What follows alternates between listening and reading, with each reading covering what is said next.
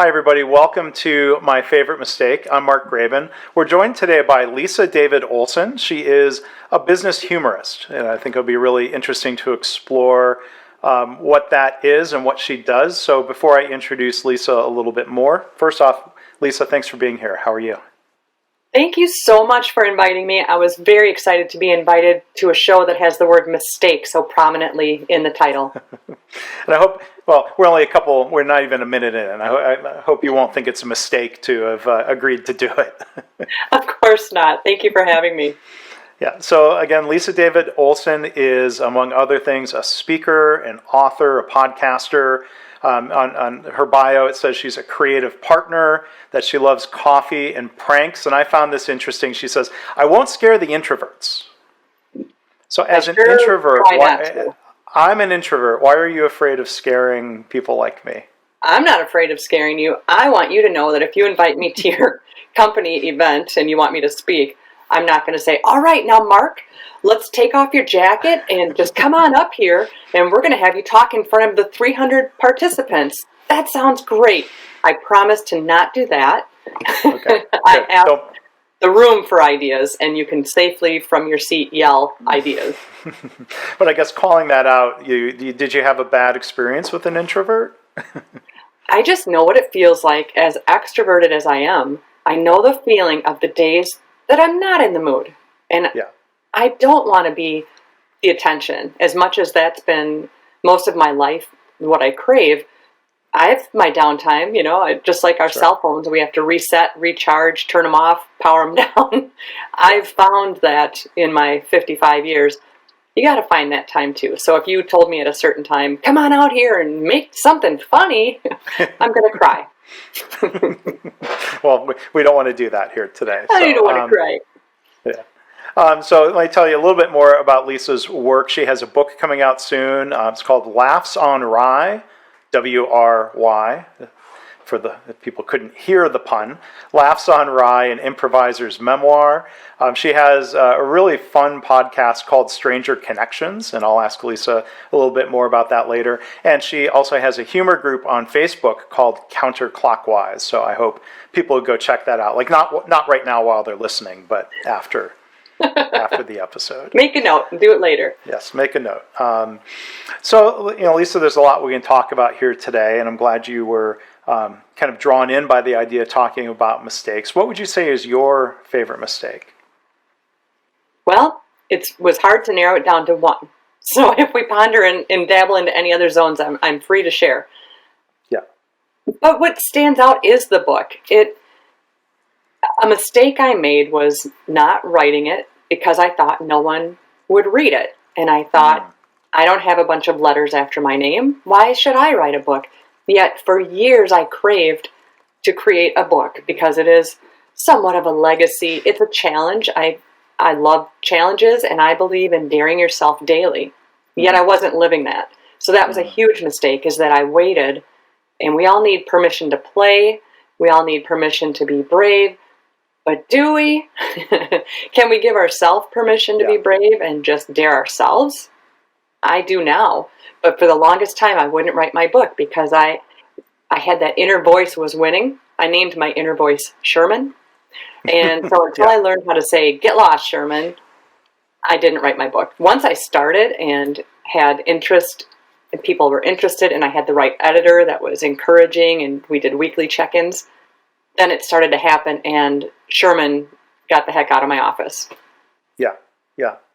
Oh, it's funny you talk about that inner voice. I have a book coach who I've used, and she talks to her authors about silencing that inner voice. It sounds better the way coming out of her mouth as a woman, so I'm not going to say it quite the same way, but she says, don't listen to your inner bee.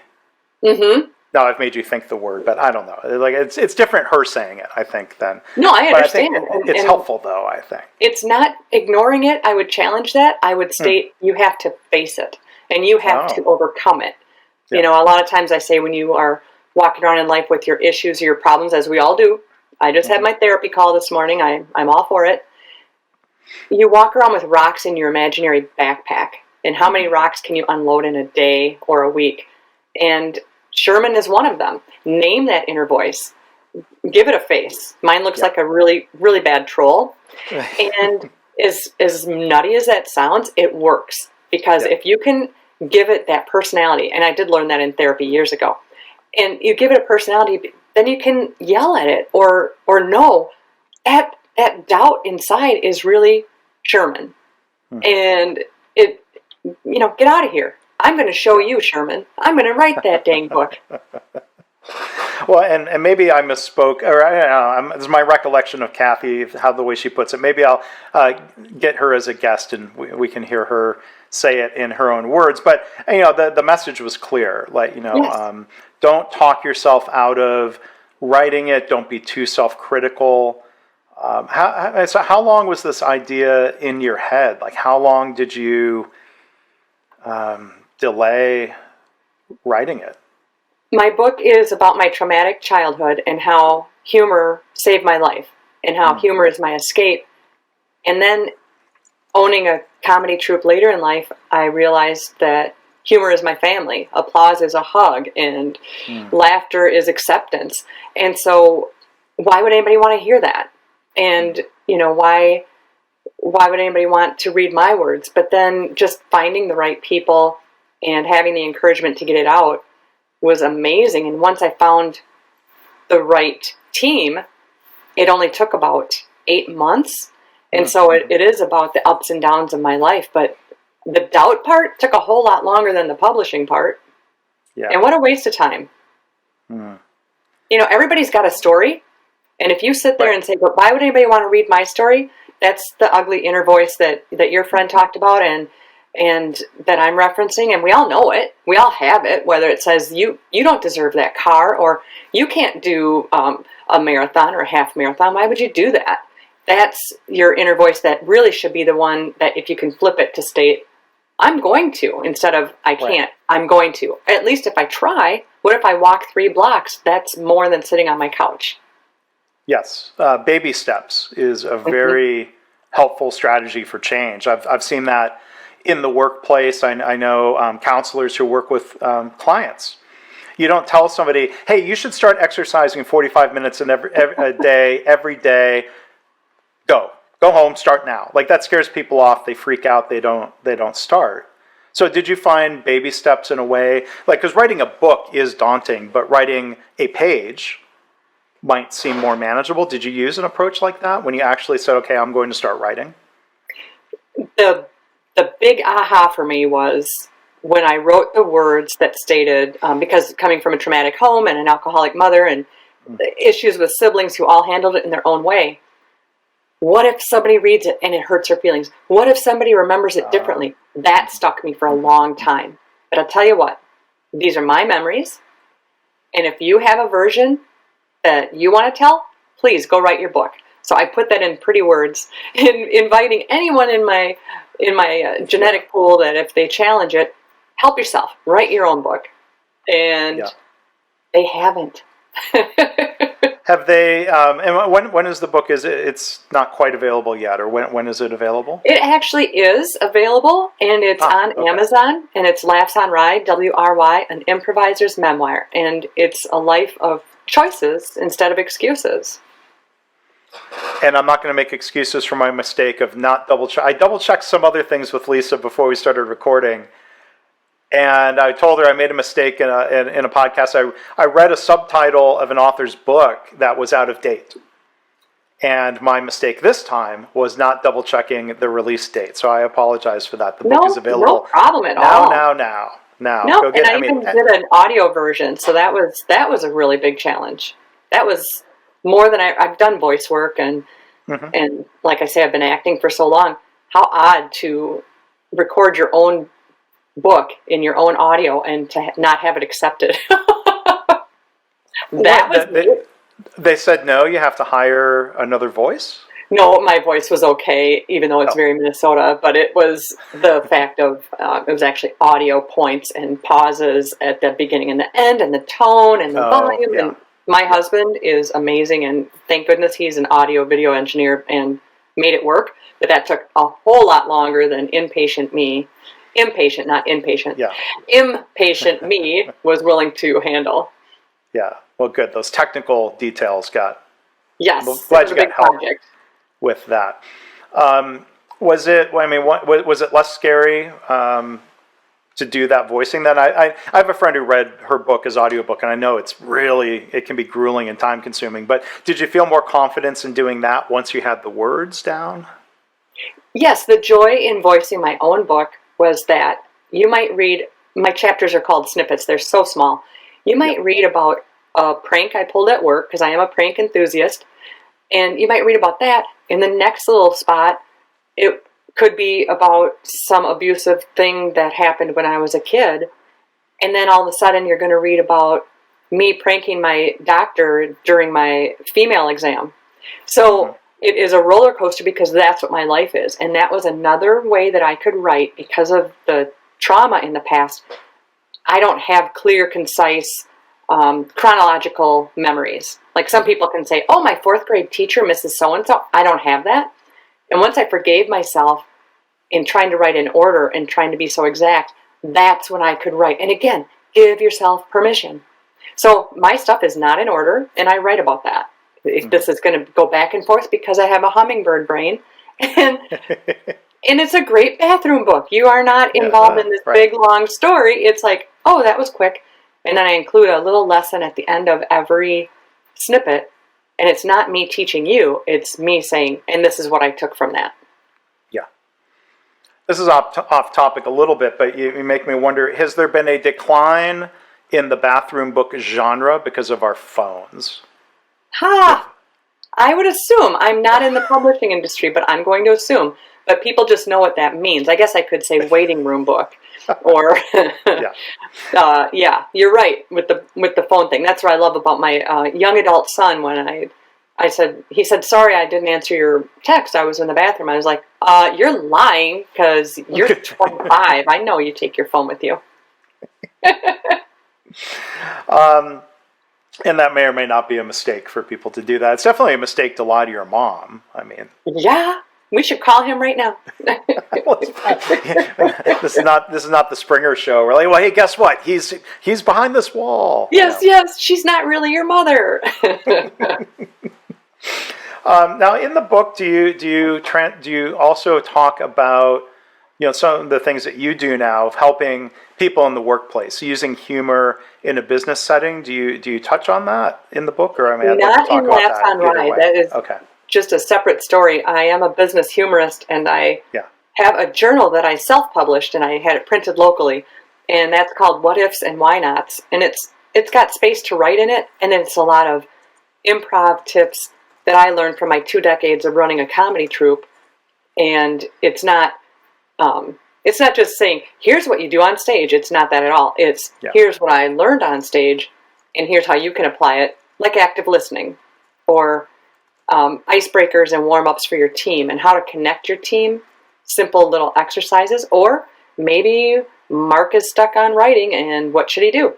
I would say one idea is take your laptop from your desk, and obviously you're at home, I'm thinking, and you would go into a different room. Why don't you go where the sun is coming in nicer and play a different style of music? Maybe play coffee house radio and it sounds like you're at a coffee house, or put on country if that's not what you listen to, and find that flow of ideas that just from changing physically and your sounds, touch on your senses and change those things and see what can happen. Yeah. So as you work with businesses and people are trying to be more creative, you see magazine covers. I don't know how they determine this. The 50 most creative people in business, or the most creative companies. What are some of the things that you do, to help spark creativity or help get things moving where maybe things have just become stagnant in a business somehow? You look at the pandemic going on a year now and saying, when we thought it was going to be 2 weeks, and how that felt. Now I want you to dig down and feel how that felt. Dang, I won't be able to go to my favorite restaurant. Or what if stores close? Or, what are we going to do? And all these things, these real worries. And now look at us, how we adapted and how we are changing, how we are actually doing different styles of things, and some businesses grew. So we're all doing improv in some way. We're improving when we drive. We're improving in conversation. So improv doesn't mean on a stage with a spotlight. So that's what I would talk about is when I get to go to companies, especially in person, I love it because I can be more gently interactive. But I've learned how to adapt to that on Zoom as well. And I give presentations. And it's a lot about getting the room to get into this think tank and do creative ideas and thought play and permission to play. And I have exercises that we will do in just thinking big and then making it workable. And it's very fun. It's very connective. People participate to the level that they're comfortable. Yeah. Have you seen it be helpful to do some sort of like formal improv type training as individuals or as a team if they find interest in that? Or is that a little too much too far? It just depends on the team, and it's certainly the best way to do that is like if I was coming to your event and we could set up an improv workshop, and that way those who are interested in the actual art of improv, they would choose to be there or watch, and then we could just dig right into the actual improv, the active listening and having your partners back, and then how that would work for your business as well, or even at home. Active listening to your child, are you listening to hear them or are you listening to fix it? And that works for partners too. So in the context of comedy, or maybe in the context of doing an interview, I'm trying to be a good active listener. Mm-hmm. And I'm thinking of, I think it's funny you call it, hummingbird brain. I get distracted, and I'm picturing and remembering an episode of The Office where Michael Scott was going to an improv class and how bad he was at it. Which, considering how good Steve Carell, the person, is at improv, do you remember that episode? Yeah, talk about acting, right? That must have hurt him physically to be so bad. Right. Because, he was not, when you think of your point of listening and playing off of the other person, he wasn't doing that. He was just doing things he thought was funny and not taking those cues. How are some of those habits from improv helpful to somebody, let's say, in a meeting or in a sales conversation? Oh, especially with sales, is to listen to hear what that person's interested in. There's tricks about that, and the best salespeople already know this, that they actually are going to mirror what you say, and there's mirroring that, I'm going to sit more like you are, or if you stood up, I'm going to stand up. There's physical mirroring, but there's also verbal and brain mirroring, where you brought up that you like The Office. Okay, now I know that. So now down the line, I'm going to make a reference to that or use one of the famous, it's not as bad of a day as spilling chili when you're walking in, the right. Kevin reference. Kevin, right. I'm listening actively so I can come back and know, okay, he brought that up. He definitely enjoys it. So that's active listening. If I'm just listening for my pitch, that's not going to work. And I just recently posted on LinkedIn about using humor as a connector, which is my big, huge overall message. But also, taking two unlike ideas and bringing them together, but then also making sure that we build a relationship. So if I'm trying to sell you windows, maybe I'm going to send you a window meme in a couple days just to stay connected with you and not making a sale. And maybe I'm going to say, wow, when you told me about your new bicycle, I can't believe I saw like 3 bikes after that, just because we talked about it. Soft touches to stay in touch, but show you that I heard you and that I'm using your interests for a sales connection, but it's a soft lead. Yeah. So when you think of using humor as a connector, like again, I'm thinking back to The Office, where I think Michael Scott, tried to do that, building connections with his employees, or times you would see him go and sell. But whether you're Michael Scott or less extreme version, there are risks, I guess, of trying to use humor in the workplace. What are your thoughts on the risk of making mistakes when someone's trying to connect with others or to be funny for whatever reason? It happens a lot because the humor that falls a little bit flat can happen a lot because of people's nerves. And they think it's funny or they just laugh because they're nervous.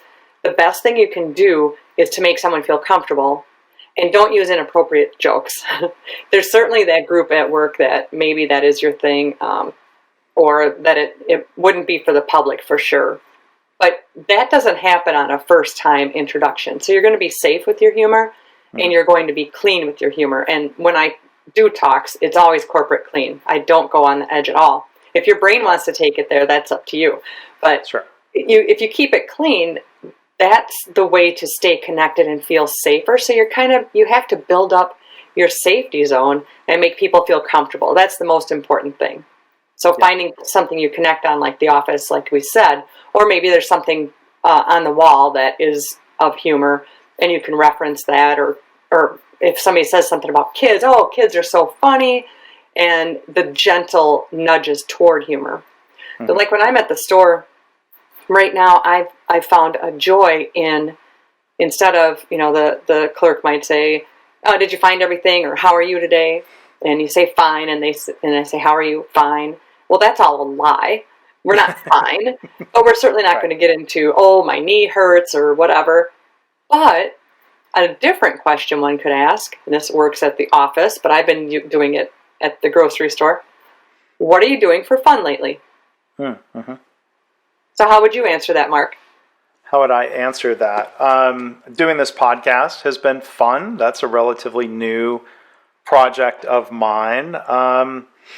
Finding new movies, trying to find, it's funny, when you're in the mood to watch something that makes you laugh versus other types of, I don't know, my wife and I, when we try to decide what to watch, like she loves murder podcasts. She actually listens to this podcast, which is, I think, the only non-crime junky, murdery podcast that she listens to, and she likes watching movies and shows like that. So sometimes she surprises me. When I say, okay, well, you want to choose a show tonight, and she'll say, let's watch something funny like that.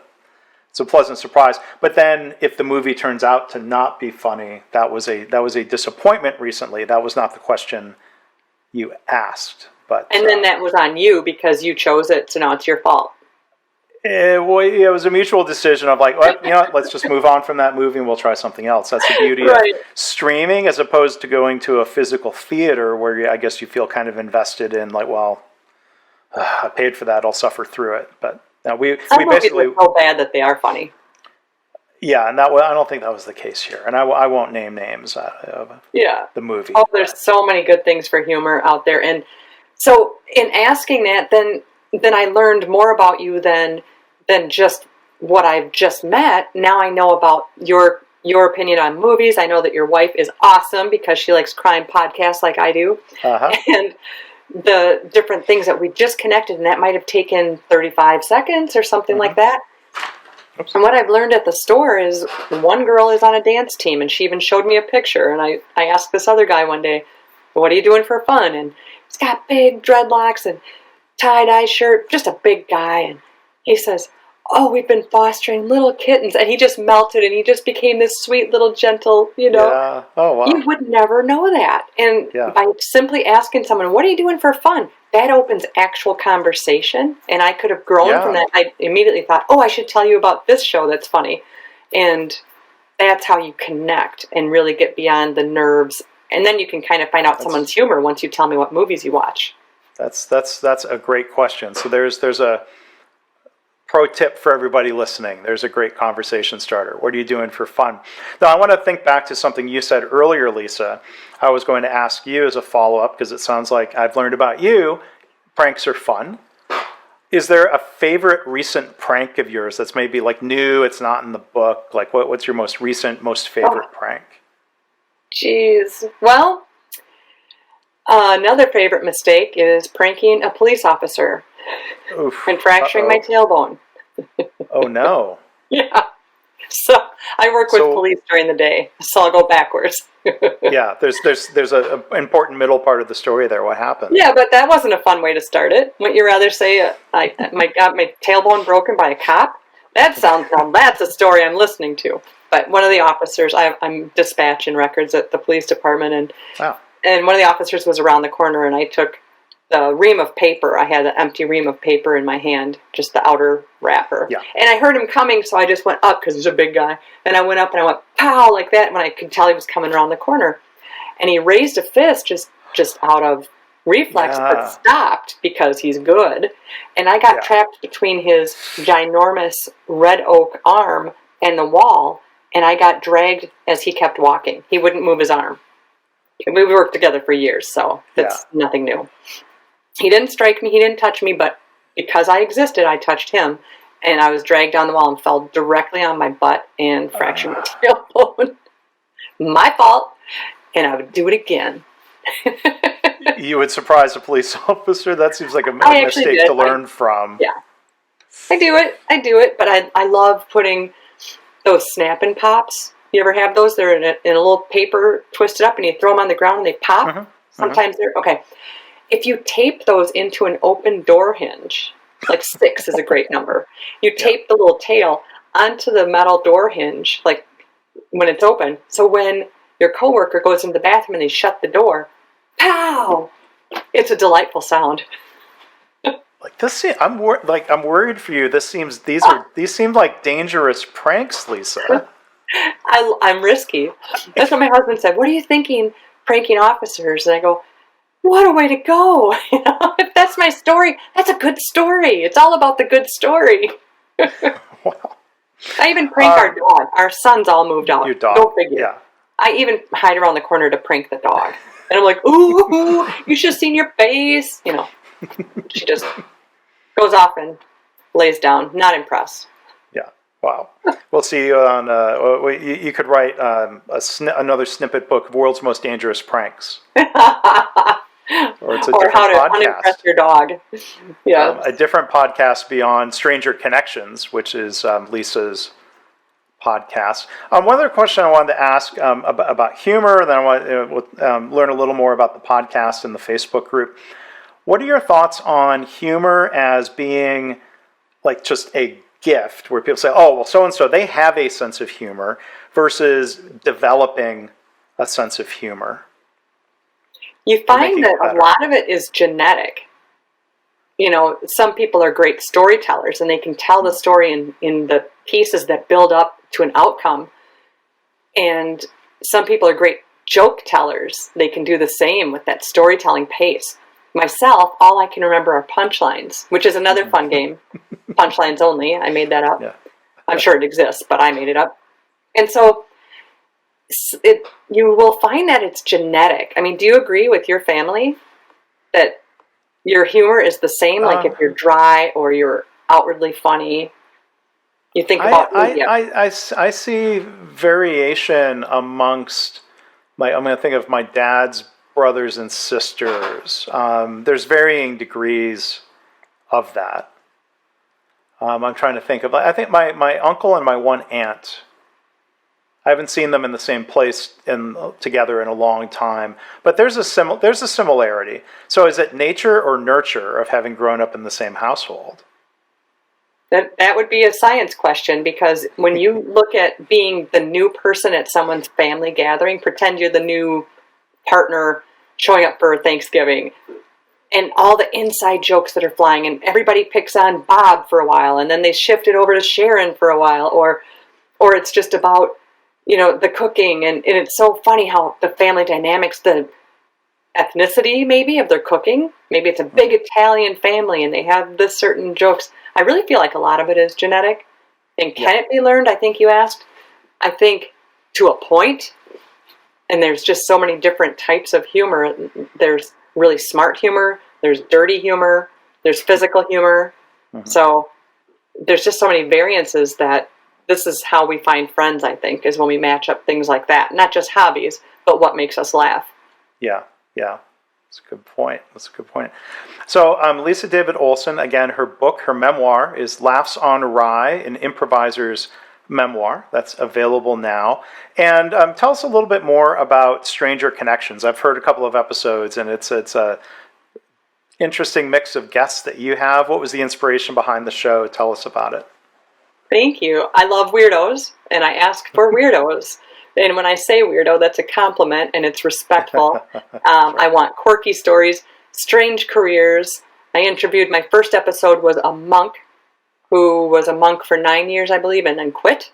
So you can believe I was asking, what made you start? What made you quit? And every single guest will share a dare or a prank that they have done or had done to them. And I let them know that ahead of time. I certainly don't want to spring it on them and have them sit, because I want it to be a good one. And what that has turned into, by a beautiful mistake, is that, like, interviewing someone about, she's a storm chaser, and she's running toward tornadoes. And when I interviewed her, it was just this recent winter storm in Texas. So she didn't know if she was going to lose power. It was to me, very exciting episode. And then you ask about pranks, and it has nothing to do with storms, nothing to do with the impending, actual storm that's happening while we're interviewing. So that's what flips it, and you really get to see this other side of the person. And I just adore that. So send me your weirdos. I'm still looking for the nurse who walks on hot coals. I lost her number. I interviewed a guy who takes a 40-pound troll everywhere he goes. He's skydived with him, skydiving. And any of those, or none of them. Or nothing, yes. Or jumped out of an airplane with this wooden figure. Yes, I'll say it that way. But yeah, you just peruse the episodes, because there is no one theme at all, except that everyone's unique. We all have a story. And you start off strangers, and you get to know each other through that conversation. I have made so many cool friends, yes. And that's not my goal. It just happens, because when you connect like we are, you find out, all the connections and send each other people that might be of interest, and it just is a beautiful thing to meet new people and find what makes us unique yet connected. Well, I'm glad that I've gotten to meet you, Lisa, through the podcast. I mean, I've been doing different podcasts for 15 years, and people ask, why do you do it? I'm like, it's great for networking professionally, other podcasts, and with this podcast series, I've met a lot of really interesting people who I wouldn't have met or been able to interview on some of those past podcasts. So I'm glad we could do that today. I'm glad that you could be a guest and share your story. Tell us about your book and your podcast, Lisa. This has been a lot of fun. Thanks for the opportunity. I appreciate it, Mark. Yeah, sure thing.